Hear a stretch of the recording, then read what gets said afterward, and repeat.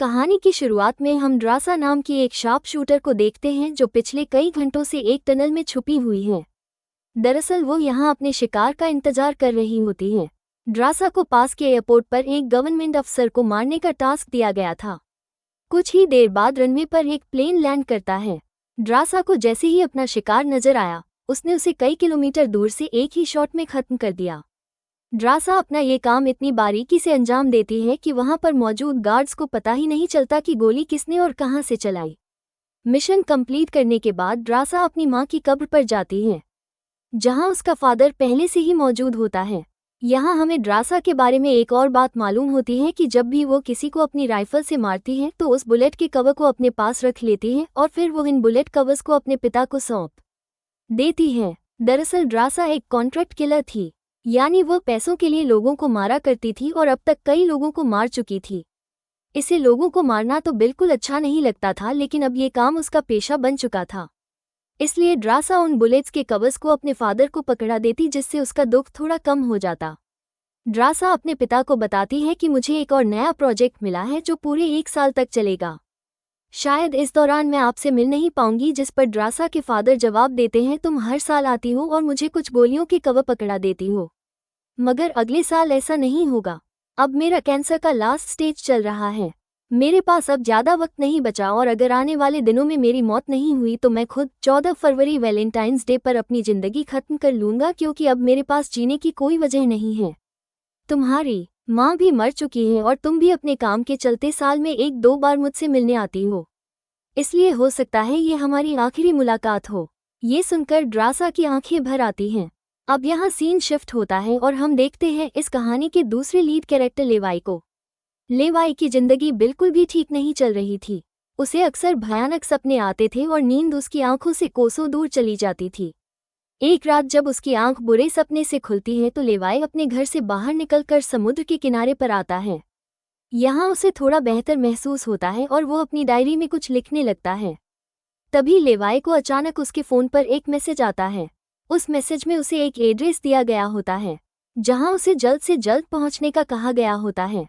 लेवाई बिना वक्त गंवाए एक मिलिट्री बेस पर पहुँचता है और वहाँ उसकी मुलाकात होती है एक लेडी ऑफिसर से, जिसका नाम बार्तो है। बातचीत के दौरान हमें पता चलता है कि लेवाई कोई आम इंसान नहीं बल्कि एक आर्मी ऑफिसर था, लेकिन अब वो रिटायर हो चुका है और सिर्फ इतना ही नहीं, वो एक डेडली स्नाइपर भी रह चुका है।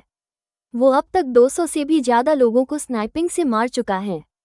बार्तो लेवाई से कहती है, मैं तुम्हें एक मिशन पर भेजना चाहती हूँ क्योंकि तुम एक बहुत ही अच्छे स्नाइपर हो और यह सिर्फ तुम ही कर सकते हो। लेकिन मिशन पर भेजने से पहले बार्तो लेवाई से एक बहुत ही ज़रूरी सवाल पूछती है, अगर तुम इस मिशन पर गए तो क्या तुम्हें याद करने वाला पीछे कोई है? ये बात सुनकर लेवाई को कुछ अजीब लगने लगता है, लेकिन फिर वो जवाब देता है, नहीं, मेरा इस दुनिया में अब कोई भी अपना नहीं है। ये सुनकर वो लेडी लेवाई से कहती है, तुम तैयारी कर लो, कुछ घंटे बाद तुम्हें उस मिशन पर भेजा जाएगा और वहाँ तुम्हें 1 साल के लिए रहना है। इसके बाद लेवाई को बेहोश कर दिया जाता है और जब उसकी आंख खुलती है तो वो अपने आप को एक एरोप्लेन में पाता है। लेवाई कुछ समझ नहीं पाता कि आखिर उसे कहाँ ले जाया जा रहा है और उसे किस तरह का मिशन सौंपा गया है। इसलिए लेवाई वहाँ पर मौजूद एक सोल्जर से पूछता है, मुझे कहाँ ले जाया जा रहा है? लेकिन वो सोल्जर लेवाई की इस बात का कोई जवाब नहीं देता, बस इतना कहता है, अपना आईडी और वॉच हमें दे दो, ये सब तुम्हें तब वापस मिलेगा जब तुम्हारा मिशन पूरा हो जाएगा। थोड़ी देर बाद वो सोल्जर उसे बताता है, अब तुम्हारा प्लेन से उतरने का वक्त आ चुका है, कुछ ही मिनटों में हम नो फ्लाइंग जोन एरिया में एंटर करने वाले हैं। यहाँ से आगे जाने की हमें परमिशन नहीं है। बस वो सिर्फ इतना बताता है कि नीचे उतरने के बाद तुम्हें अकेले 32 किलोमीटर नॉर्थ की तरफ पैदल जाना होगा, तब तुम अपनी मिशन वाली जगह पर पहुंच जाओगे। लेकिन लेवाई के दिमाग में अब भी एक ही बात चल रही थी। वो फिर से उस सोल्जर से पूछता है, आखिर हम जा कहाँ रहे हैं? इस पर सोल्जर जवाब देता है, मुझे इस सवाल का जवाब देने का परमिशन नहीं है, मेरी वर्दी में एक माइक्रोफोन लगा हुआ है, अगर मैंने तुम्हें इस जगह के बारे में बताया तो मुझे नौकरी से निकाला जा सकता है या फिर मारा भी जा सकता है। ये बात सुनकर लेवाई के गले में सांसें अटक जाती हैं। इसके बाद उसे एक पैराशूट दिया जाता है और प्लेन का दरवाज़ा खुलते ही लेवाई कूद जाता है और सेफली लैंडिंग करता है। लेकिन असली गेम तो अब शुरू होता है। 32 किलोमीटर की दूरी उसे पैदल तय करनी। लेवाई को पैदल चलते चलते 2 दिन बीत जाते हैं और 2 दिनों का लंबा सफ़र तय करने के बाद फाइनली वो उस जगह पर पहुंच जाता है। वो देखता है कि यह एक बहुत ही सुनसान इलाका है जहां इंसान तो दूर बल्कि उससे परिंदे भी नहीं दिखाई देते। तभी उसकी मुलाकात जेडी नाम के एक आदमी से होती है। जेडी 1 साल तक यहाँ मिशन पर था। अब उसकी ड्यूटी खत्म हो चुकी है, इसलिए अब लेवाई उसकी जगह संभालेगा। जेडी लेवाई को एक वॉच टावर की तरफ ले जाता है। टावर के टॉप पर पहुंचने के बाद लेवाई को अब भी समझ नहीं आ रहा था कि उसे यहाँ क्या काम करना है। यही सवाल जब वो जेडी से पूछता है तो जेडी जवाब देता है, यहाँ एक बहुत ही गहरी खाई है जिसे गॉड नाम दिया गया है। यह एक बहुत ही मिस्टीरियस और गहरी खाई है जिसके बॉटम तक आज तक कोई भी नहीं पहुंच पाया। तुम्हारा काम बहुत ही सिंपल है, तुम्हें इस खाई की पहरेदारी करनी है। इसके बाद वो लेवाई को यहाँ के स्ट्रिक्ट रूल्स बताता है। वो कहता है तुम यहाँ से बाहर महीने में एक ही बार हेडक्वार्टर फ़ोन कर सकते हो। चाहे कुछ भी हो जाए तुम बाहर की दुनिया से जुड़ने की उम्मीद मत रखना। ये टावर जिसे हम वेस्ट टावर कहते हैं, इसके ठीक सामने ईस्ट टावर है, वो रशिया का है। वहाँ भी एक गार्ड अपनी ड्यूटी निभा रहा है, लेकिन तुम दोनों के बीच कोई भी कांटेक्ट अलाउ नहीं है। तुम्हें सिर्फ अपनी ड्यूटी पर ध्यान देना है। और हाँ, आने वाले खतरे के लिए हर वक्त तैयार रहना क्योंकि यहाँ तुम पर किसी भी वक्त हमला किया जा सकता है। यहाँ ऑटोमेटिक गन्स और नीचे ढेर सारे लैंड माइन्स लगाए हुए हैं। अगर ऑटोमेटिक गन्स में गोलियां खत्म हो जाए तो उसे हमेशा रीलोड रखना क्योंकि हमले के दौरान ऑटोमेटिक गन्स तुम्हारी बहुत काम आएगी। और आखिरी बात, अगर तुम्हें कभी भी यहाँ तेज सायरन की आवाज़ सुनाई देने लगे तो तुम बिना सोचे समझे यहाँ से भाग जाना। जेडी कहता है मुझे भी नहीं पता कि ऐसा क्यों बोला गया है, लेकिन मुझे जो पिछले ड्यूटी वर्कर ने बताया था वही मैं तुम्हें बता रहा हूँ। लेवाई उसकी सारी बातें अच्छी तरह से सुन लेता है, पर उसका सवाल एक ही था। वो पूछता है आखिर यहाँ ऐसा क्या है जिसके लिए इतनी स्ट्रिक्ट सिक्योरिटी लगाई गई है। तभी जेडी एक ग्रेनेड निकालता है और इस ग्रेनेड को उस गहरी खाई में फेंक देता है। ग्रेनेड जैसे ही खाई की गहराइयों में धमाका करता है, वहां से एक अजीब भयानक आवाज़ गूंजने लगती है। वो आवाज़ किसी इंसान की बिल्कुल भी नहीं थी, वो किसी ऐसी चीज़ की थी जो अंधेरे में छुपी। जेडी लेवाई की तरफ देखता है और कहता है यह आवाज़ जो तुम सुन रहे हो यह उन क्रिएचर्स की है जिन्हें हम होलोमैन कहते हैं। ये क्रिएचर्स इस घड़े के अंदर रहते हैं और तुम्हारी यहाँ पर ड्यूटी यह है कि इस घड़े के अंदर से किसी भी क्रीचर को बाहर निकलने नहीं देना है। कहा जाता है कि 1940 में यूएस आर्मी के 2400 आर्मी सोल्जर्स को इस गड्ढे के अंदर भेजा गया था ताकि यह सोल्जर्स उस गड्ढे के अंदर मौजूद सभी क्रिएचर्स को खत्म कर सके। लेकिन आज तक उनमें से एक भी जिंदा सोल्जर वापस लौट कर नहीं आया। और अब जेडी लेवाई को पूरी इन्फॉर्मेशन हर एक चीज़ का बताकर घर वापस जाने की तैयारी करने लगा क्योंकि उसने यहाँ 1 साल की ड्यूटी पूरी कर दी। अब लेवाई को यहाँ 1 साल तक ड्यूटी देनी। जेडी लेवाई को अलविदा कहकर यहाँ से निकल पड़ता है। वो बहुत खुश था क्योंकि 1 साल बाद वो घर जाने वाला था, लेकिन उसे पता नहीं था कि आगे उसके साथ कुछ ऐसा होने वाला है जिसके बारे में सोचने से भी डर लगता है। लोकेशन पर पहुंचने के बाद जेडी जैसे ही स्मोक करता है तब एक हेलीकॉप्टर उसे लेने के लिए आता है। वो हेलीकॉप्टर उसके लिए रस्सी नीचे फेंकता है और जेडी इस रस्सी के जरिए ऊपर हेलीकॉप्टर में चढ़ने लगता है। हेलीकॉप्टर में बैठा एक सोल्जर पहले जेडी की आइडेंटिटी कंफर्म करता है। जेडी जब उसे अपनी पूरी इन्फॉर्मेशन देता है तो हेलीकॉप्टर में बैठा वो सोल्जर पहले जेडी को शूट करता है और उसके बाद उसकी रस्सी काटकर उसे नीचे गिरा देता है। अब यहाँ एक बात तो साफ हो चुकी थी कि जो इस जगह आता है वो यहाँ से कभी लौट नहीं पाता। इसके बाद हमें अगले दिन का सीन दिखाया जाता है। लेवाई अपने काम को निभाने लगता है। सबसे पहले वो यहाँ की कुछ रिपोर्ट्स चेक करता है और जिन ऑटोमेटिक गन्स में गोलियां खत्म होती हैं उन्हें रीलोड करता है। इसी तरह से दिन गुजरते हैं और फिर 1 महीना। अब लेवाई को ये जगह बोरिंग फील होने लगी। वो सोचता है कि क्या 1 साल तक यहाँ बस अकेले ही रहना है, ना किसी से बातचीत और ना ही कोई एंटरटेनमेंट। इसीलिए टाइम पास करने के लिए वो अलमारी में रखी किताबें पढ़ने का सोचता है। जब वो अलमारी से किताबें निकालता है तो अचानक उसकी नज़र अलमारी के पीछे की दीवार पर पड़ती है। उस दीवार पर कुछ नोट्स लिखे होते हैं। ये उन सभी लोगों के नोट्स थे जो इससे पहले इस टावर में अपनी ड्यूटी कर चुके थे। हर नोट में डर, अकेलापन और होलोमैन के खतरों का जिक्र था। एक दिन लेवाई को वेस्ट टावर से मशीन चलने की आवाज़ आती है। लेवाई जल्दी से अपने टेलीस्कोप से दूर से ईस्ट टावर को देखने की कोशिश करता है और तभी उसे एक लड़की दिखाई देती है और ये लड़की कोई और नहीं बल्कि ड्रासा होती है, जो कि उसकी अच्छी स्नाइपिंग की वजह से उसे इस टावर पर ड्यूटी दे दी गई थी। ड्रासा की खूबसूरती देखते ही लेवाई की नज़रें उस पर जम जाती हैं, लेकिन लेवाई उससे बात नहीं कर पाता क्योंकि ऐसा करना रूल्स की खिलाफ वर्जी थी और ड्रासा को भी वेस्ट टावर में बैठे लेवाई के बारे में पता चल चुका था। अब इसी तरह से दिन गुजरते हैं और ये दोनों सोचते हैं कि क्या हमें एक दूसरे से बात करनी चाहिए या नहीं। कुछ दिन बाद ड्रासा का जन्मदिन आता है। अकेलेपन में घिरी हुई ड्रासा को लगता है कि उसे किसी से बात करनी चाहिए। वो लेवाई से बात करने की कोशिश करती है। ड्रासा एक व्हाइट बोर्ड के जरिए लेवाई से पूछती है, तुम्हारा नाम क्या है? इस पर लेवाई को रूल्स याद आते हुए कहता है कि नाम बताना अलाउड नहीं है, लेकिन ड्रासा मुस्कुराते हुए अपना नाम बताती है, मेरा नाम ड्रासा है। लेवाई भी ज़्यादा ना सोचते हुए अपना नाम बता देता है। ड्रासा बताती है कि आज मेरा बर्थडे है और ड्रासा अपने बर्थडे को सेलिब्रेट करते हुए डांस करने लगती है। ड्रासा लेवाई से पूछती है, क्या तुम्हें डांस करना आता है? लेवाई बताता है, नहीं, मुझे डांस करना बिल्कुल भी नहीं आता। जिस पर ड्रासा पूछती है, तो फिर तुम्हें क्या करना आता है? लेवाई जवाब देते हुए बोर्ड पर लिखता है, मैं शूटिंग थोड़ी बहुत अच्छी कर लेता हूँ। यहाँ ड्रासा उसकी शूटिंग स्किल्स चेक करने के लिए अपने टावर पर एक छोटी सी बोतल उसके सामने रख देती है और लेवाई अपने टारगेट को निशाने पर रखते हुए एक ही गोली में उस बोतल को फोड़ देता है।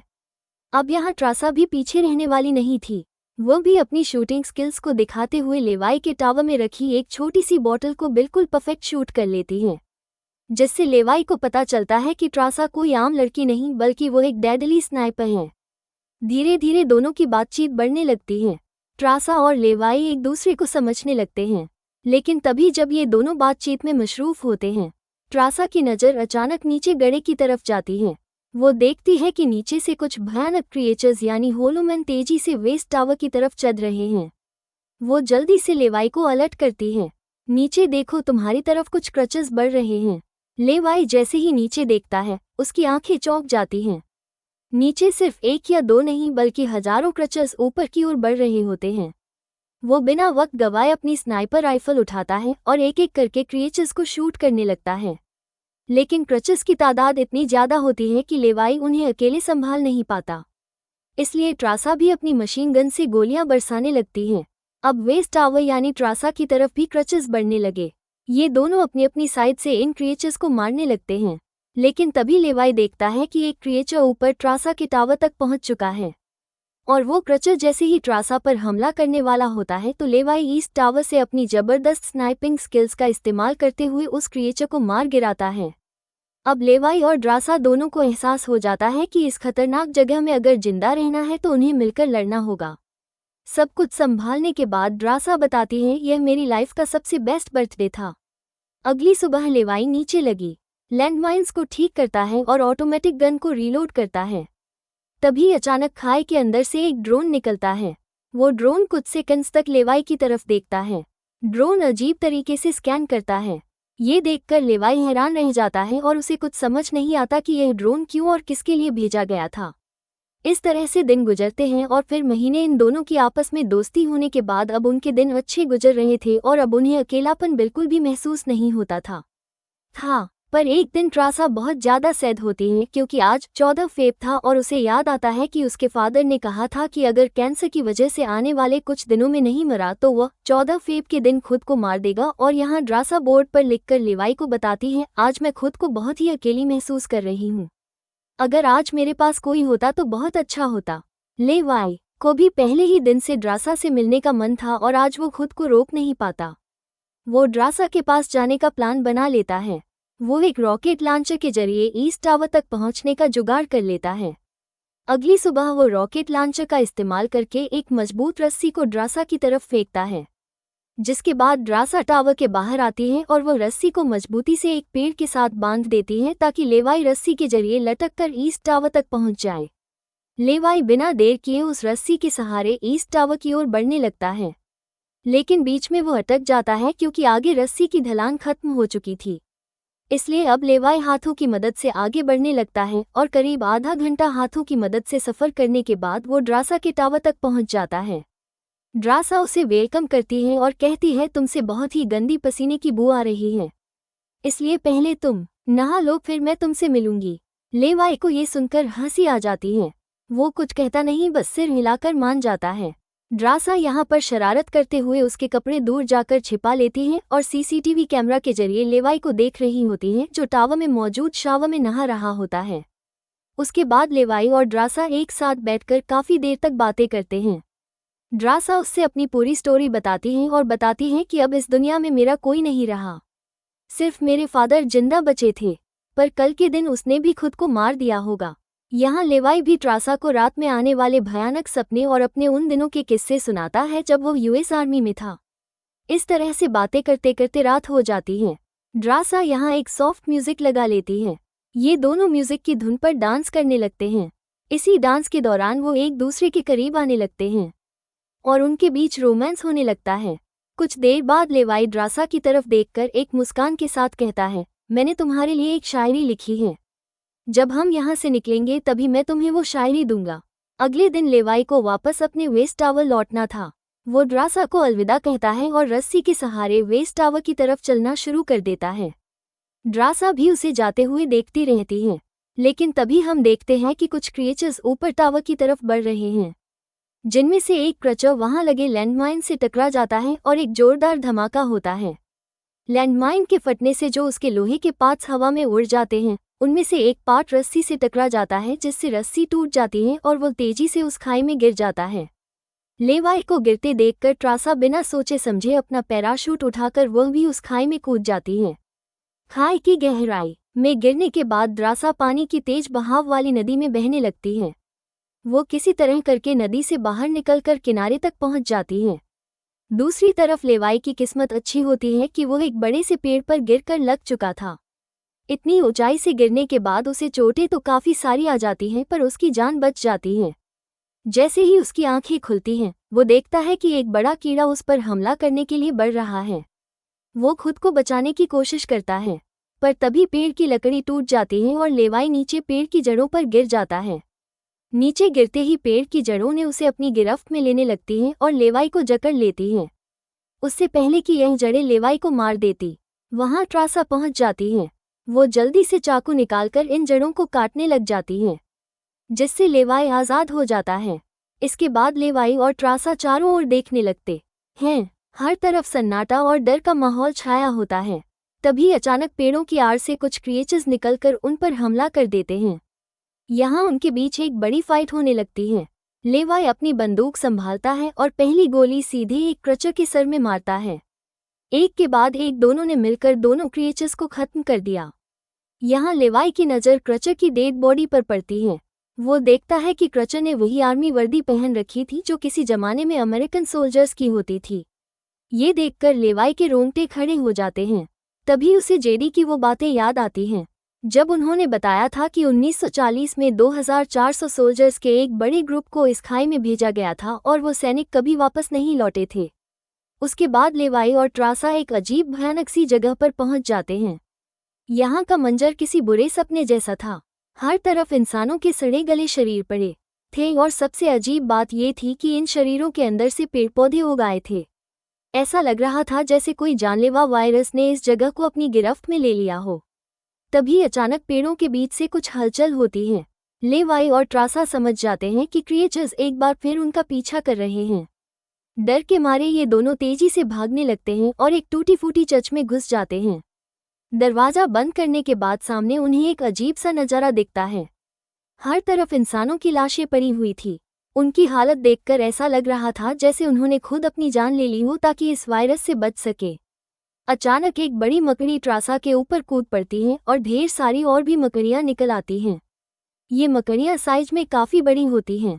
जैसे ही स्पाइडर उन पर हमला करता है, लेवाई और ड्रासा मिलकर उसे खत्म कर देते हैं। दूसरी तरफ चर्च का दरवाजा वो क्रचर तोड़कर अंदर आ जाते हैं। लेवाई और ड्रासा अपनी जान बचाने के लिए उन पर फायरिंग शुरू कर देते हैं और जैसे तैसे करके उनसे अपनी जान छुड़ाकर चर्च से बाहर निकल आते हैं। तभी लेवाई की नज़र सामने पहाड़ में बनी एक पुरानी सुरंग पर पड़ती है। वो दोनों फौरन उस सुरंग के अंदर घुस जाते हैं। अंदर जाकर उन्हें पता लगता है कि असल में यह एक पुरानी लैब है। यहाँ हर जगह टूटी फूटी कांच, मशीनस और पुराने जंग लगे हुए कंटेनर्स पड़े थे।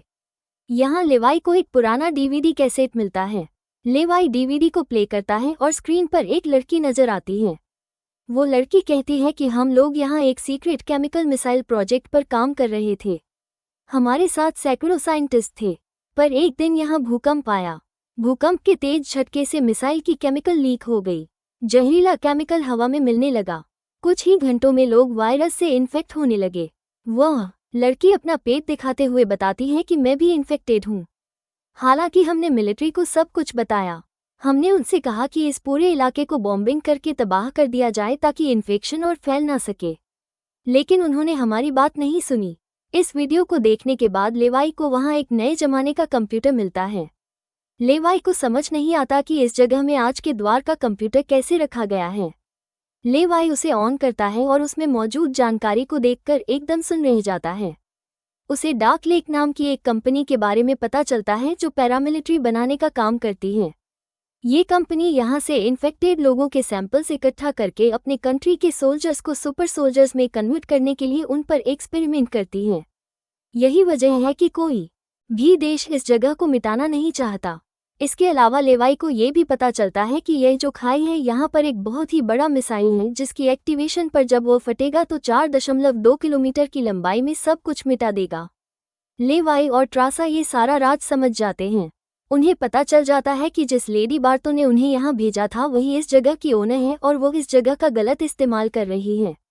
और इस जगह को सीक्रेट रखने के लिए लेडी बार्तो हमेशा ऐसे इंसान को यहाँ पर ड्यूटी के लिए चुनती थी जिसका पीछे कोई पूछने वाला नहीं हो और उस इंसान को यहाँ साल भर ड्यूटी करने के बाद मार दिया जाता, जिस तरह से जेडी को मार दिया गया था ताकि वो बाहर आकर दुनिया को इस जगह के बारे में नहीं बता सके।